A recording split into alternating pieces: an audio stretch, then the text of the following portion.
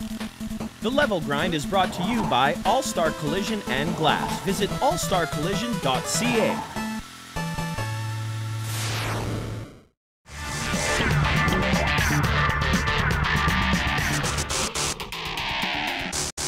Welcome to Level Grind. I'm Tyler from Two Hit Combo, and today we've got a very special episode. We're here in downtown Winnipeg. We're going to talk to Tommy Tallarico from Video Games Live. Come on!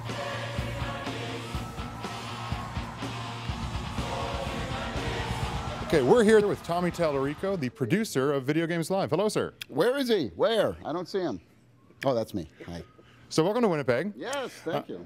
So for those who don't know, you've been traveling the world with Video Games Live for the last several years, like 5 or 6 years now. 6 years, yeah. But for those who don't know, what is Video Games Live? Well, Video Games Live is all the greatest video game music of all time, played by a full symphony and choir. But what makes it really special and unique is that everything is completely synchronized to massive video screens and rock and roll lighting and stage show production, special effects, interactive elements with the crowd. So I kind of like to describe Video Games Live as having all the power and emotion of a symphony orchestra, but combined with the energy and excitement of a rock concert, mixed together with all the cutting-edge visuals and technology and interactivity and fun that video games provide. I mean, I created Video Games Live because I wanted to prove to the world how culturally significant and artistic video games have become. I've been a video game composer for over 21 years. And so I wanted to create a show for everybody. Whether you've ever played a video game or not, you can come to the show, follow along with the visuals and the enjoyment, and have a greater respect and understanding for what video games are. So from the symphonies themselves, what's the reaction been? I imagine when they play the first few bars of the Legend of Zelda theme and they see chubby guys crying, that it must be a little disconcerting for them. Well, you know, it's interesting, you know, if we've played first time we play with a symphony, you know, you're right, they're a little apprehensive at first, you know, they're paging through the music going, you know, Sonic the Hedgehog, or World of Warcraft, you know, this isn't Stravinsky, you know. But then once they play the music together and we rehearse, you can kind of see them nodding their heads going, oh wow, this is legitimate music, it's good music. You know, they might have thought they were going to be plucking bloop, bloop, bloop, bloop all night long, right? But then when the show happens and 2,000 people are screaming and cheering and clapping like it's the second coming of Elvis Presley or the Beatles, you know, I mean, people get emotional, like you said, they really do.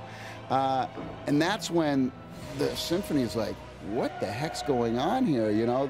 And so they'll come up to me like after the break and, you know, somebody will say like, I've been playing the oboe for 40 years and I've never heard a reception like this ever. I believe it. When are you guys coming back? This is fantastic. And it's young people cheering us on. So yeah, what starts out maybe as apprehension at the beginning of the day turns into adoration by the end, and they kind of understand and get it. Like everyone, anyone who doesn't play games, you say, oh, Video Games Live Symphony, they're going to play video games. Like, what? Who would go to that thing? You know, in fact, when I first started Video Games Live, everyone thought I was insane. Even the video game publishers.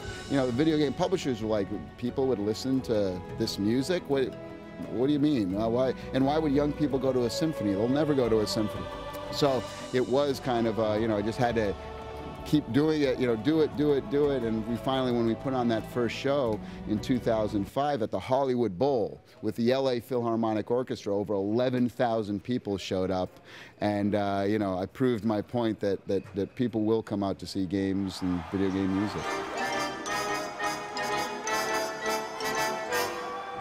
Always try to, you know, have fun with it. And, you know, we don't take ourselves too seriously when we're on stage in that, you know, it's the symphony, everybody's got to be quiet. It's like, no, we want people to have fun. We want people to clap and cheer. And, you know, since when does the symphony have to be boring or you know, quiet and reserved? It's like, no, we want to bring it out. We want to make it fun for people in our generation and younger as well, you know? And probably exposing a lot of classical music to like the parents' basements everywhere for all like the kids who are playing who may not be that familiar with classical in general. Well, exactly. I mean, that's how I got to be a video game composer when I was a young kid. You know, when I was 10 years old, it was 1977 and Star Wars came out.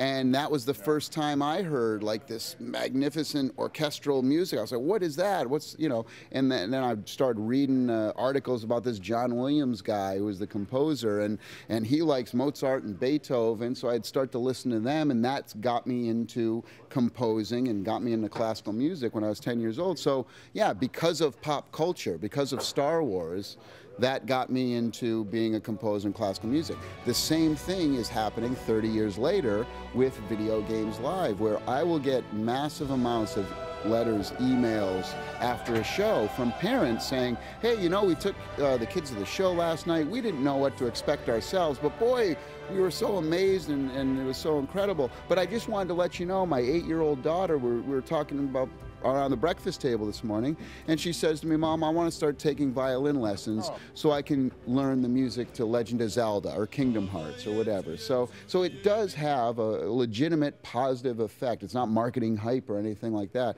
These are real stories that happen every single time we play. Oh, that's awesome. Yeah. With the quick turnaround of the concert series this time around, are you able to play any of the new games that are coming out? Have you tried Portal 2 yet? We bought Portal 2. We have the S360 on the bus. We got it the day it came out, and that's what everybody's been playing on the bus lately. We still have fun though with we all got 3DSs now, but we still have fun with Mario Kart on the DS. We play 8 players on the bus. Oh, nice. It's pretty amazing. Yeah. Oh, right on. Well, thank you very much for doing this. Awesome. Thank you. Oh, appreciate it. Enjoy the show. Oh, definitely. For Tommy, I'm Tyler, and you just leveled up.